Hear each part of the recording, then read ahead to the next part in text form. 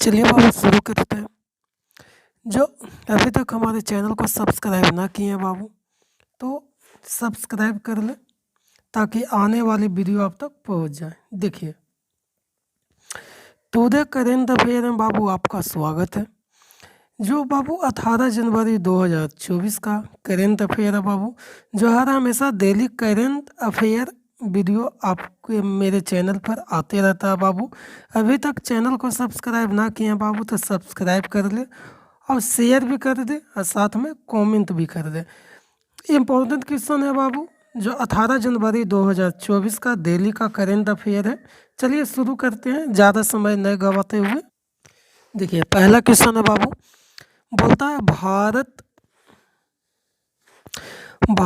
अंतर्राष्ट्रीय विज्ञान महोत्सव 2023 कहाँ शुरू हुआ। ठीक, ये जो शुरू हुआ है बाबू हरियाणा में हुआ, हरियाणा के फरीदाबाद में हुआ। कहाँ हुआ है बाबू? हरियाणा के फरीदाबाद में हुआ। ठीक है, हरियाणा के कहाँ हुआ बाबू? फरीदाबाद में हुआ है। ठीक है, देखिए, जो भारतीय अंतर्राष्ट्रीय विज्ञान महोत्सव है बाबू 2023 जो हुआ है हरियाणा के फरीदाबाद में हुआ है बाबू। कहाँ हुआ है? हरियाणा के फरीदाबाद में। जो चलेगा बाबू 17 जनवरी से, जो चलेगा बाबू 17 जनवरी से 20 जनवरी 2024 तक, 2024 तक जो 17 जनवरी से चलेगा बाबू, अब 20 जनवरी 17 से 20 जनवरी तक हरियाणा के फरीदाबाद में आयोजित किया जाएगा। तो अंतर्राष्ट्रीय जो है बाबू भारत अंतर्राष्ट्रीय महोत्सव 2023 कहाँ शुरू हुआ है बाबू? तो हरियाणा में शुरू हुआ है। कहाँ शुरू हुआ? हरियाणा में। चलिए आते हैं क्वेश्चन नंबर 2 पे बाबू। बोलता है किसके द्वारा लिखित पुस्तक an uncommon love the early life of the Sudha and Narayana Murthy का विमोचन किया। ये जो किए थे बाबू, ये जो लिखा गया था बाबू चित्रा बनर्जी देवाकरुणी की। ठीक है, ये जो लिखा गया था बाबू an uncommon love the early life of Sudha and Narayana Murthy का जो लेखक थे बाबू वो थे चित्रा बनर्जी देवाकरुणी। चित्रा बनर्जी देवाकरुणी। देखिए, दरअसल में ना जो नारायण मूर्ति और सुधा मूर्ति के जीवन पर एक किताब लिखा गया था बाबू। ठीक है, देखिए, दरअसल जो बात हो रहा था वो लिखा गया था नारायण मूर्ति पर और लिखा गया था बाबू सुधा मूर्ति पर। किसके पर? सुधा मूर्ति पर। ठीक है, तो दरअसल में नारायण मूर्ति और सुधा मूर्ति के जीवन पर एक किताब लिखा गया था। उस किताब का नाम था बाबू an uncommon love the early life of Sudha and Narayana Murthy. ठीक है, मार्केट में आ गया था बाबू। ठीक है, इसमें नारायण मूर्ति और उनकी पत्नी सुधा मूर्ति के जीवन के बेहद रोचक किस्से निकलकर सामने आए थे। इसमें उनकी शादी से लेकर इन्फोसिस के जन्म और बच्चों के जीवन में आने के बाद हुए बदलावों पर नज़र डाली गई थी। यह किताब जो है बाबू भारतीय मूल का अमेरिकी लेखक चित्रा बनर्जी देवाकरुणी ने लिखी थी। तो कौन लिखा था बाबू? चित्रा बनर्जी देवाकरुणी। ठीक है, चलिए क्वेश्चन नंबर 3 पे आते हैं बाबू। बोलता हाल ही में 2023 के दिसंबर महीने के लिए प्लेयर ऑफ द मंथ का अवार्ड किसने जीता? ये जो जीता था बाबू पैंथ कमिंस ने जीता था। कौन जीता था बाबू? पैंथ कमिंस ने जीता था। पैंथ कमिंस ने जीता था। देखिए, जो प्लेयर ऑफ द मंथ का जो अवार्ड किसने जीता था बाबू? पैंथ कमिंस ने जीते थे। ठीक है, ऑप्शन नंबर सी, पैंथ कमिंस ने जीते थे। ये जब ऑस्ट्रेलिया के जो कप्तान थे बाबू पैंथ कमिंस को दिसंबर महीने में सर्वश्रेष्ठ पुरुष क्रिकेट चुना गया था बाबू। जो महिलाओं में यह पुरस्कार भारत की दीप्ति शर्मा जीतने में समर्थ रही थी बाबू। यदि महिला की बात किया जाता है बाबू तो दीप्ति शर्मा को यह पुरस्कार मिला था। अब जेंट्स की बात किया जाता है बाबू, मेंस की बात किया जाता है तो किसे मिला था बाबू? पैंथ कमिंस को। किसे मिला था? पैंथ कमिंस को। जो इंग्लैंड और ऑस्ट्रेलिया के खिलाफ मैच में छाप छोड़ी थी उन्होंने पहली बार प्लेयर ऑफ द मंथ का अवार्ड जीता था, जो थे महिला जो थे दीप्ति शर्मा। यदि मेंस की बात किया जाए बाबू, जब पाकिस्तान के ऑस्ट्रेलिया पाकिस्तान का मैच हो रहा था बाबू, ऑस्ट्रेलिया पाकिस्तान का मैच हो रहा था बाबू, तो अकेले ना 10 विकेट ले लिए थे। अकेले जो है बाबू 10 विकेट लेने वाले अमेरिका के जो सर्वश्रेष्ठ पुरुष क्रिकेट के है बाबू कप्तान है पैट कमिंस ने प्लेयर ऑफ द मंथ का अवार्ड जीता था बाबू। चलिए आगे देखते हैं। क्वेश्चन नंबर 4 में बोलता कौन इंजीनियरिंग प्रोजेक्ट इंडिया लिमिटेड के अगले निदेशक होंगे। ये जो है बाबू इंजीनियरिंग प्रोजेक्ट इंडिया लिमिटेड के जो अगले निदेशक होंगे बाबू, वो होंगे सुनील दहिया जो है बाबू, सुनील दहिया जो है India engineering project India limited के अगले निदेशक के रूप में चुने गए हैं बाबू। ठीक है, चुने गए हैं, जो 16 जनवरी को जो PSU engineering project India limited में निदेशक के रूप में सुनील दहिया को 16 जनवरी को इंजीनियरिंग प्रोजेक्ट इंडिया लिमिटेड के अगले निदेशक के रूप में चुने गए हैं। चलिए आगे देखते हैं बाबू।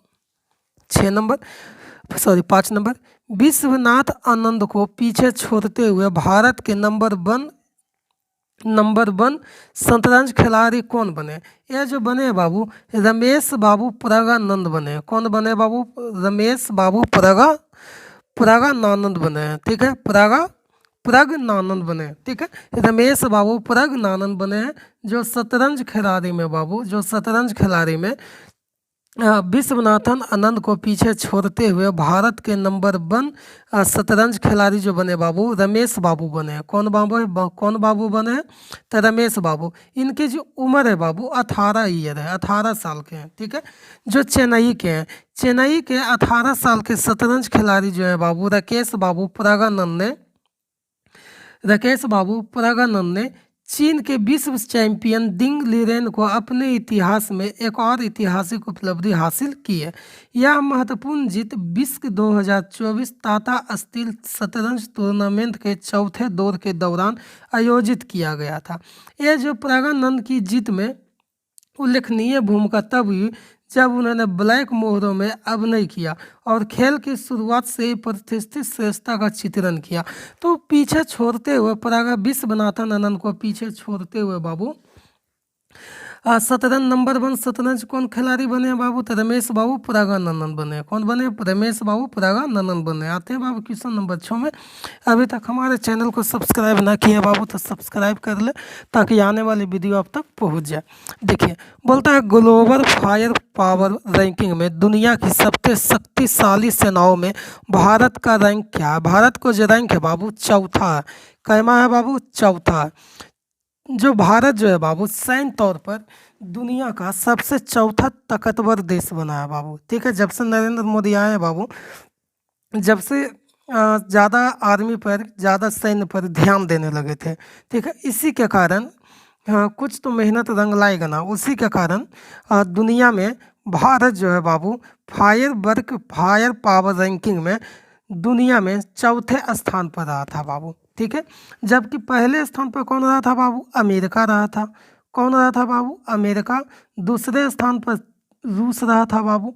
तीसरे स्थान पर चीन रहा था और चौथे स्थान पर हमारे भारत रहे थे। और 5वें स्थान पर कौन रहे थे बाबू? दक्षिण कोरिया रहे थे। चलिए आगे देखते हैं बाबू क्वेश्चन नंबर 7 में। बोलता असम राज्य के सर्वोच्च सम्मान असम वैभव से किसे सम्मानित किया गया? ये जो सम्मानित किया गया बाबू वो 16 जनवरी को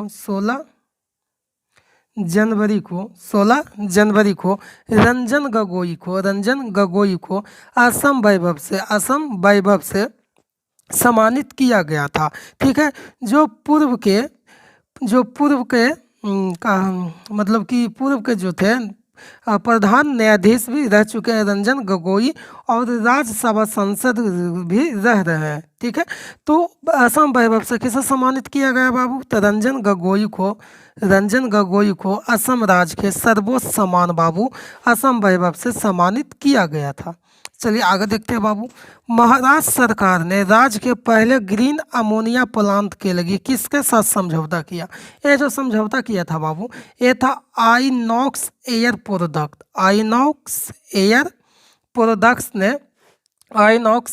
प्रोडक्ट्स ने मंगलवार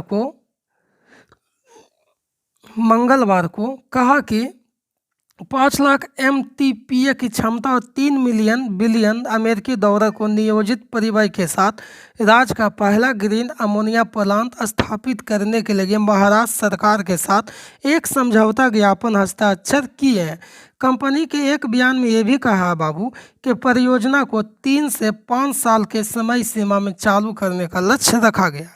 तो महाराष्ट्र सरकार ने राज्य के पहले ग्रीन अमोनिया प्लांट के लगी आइनॉक्स एयर प्रोडक्ट्स के साथ समझौता किया है बाबू। चलिए आगे देखते हैं। शांति के लगी एशियाई बौद्ध सम्मेलन की 12वीं महासभा का आयोजन कहाँ किया जा रहा है? ये जो किया जा रहा है बाबू, नई दिल्ली में किया जा रहा है।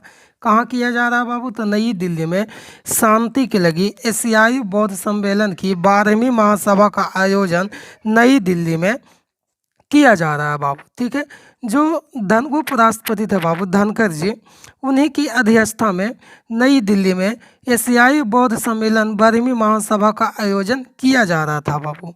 ठीक है, चलिए आगे देखते हैं। बोलता है यूक्रेन पर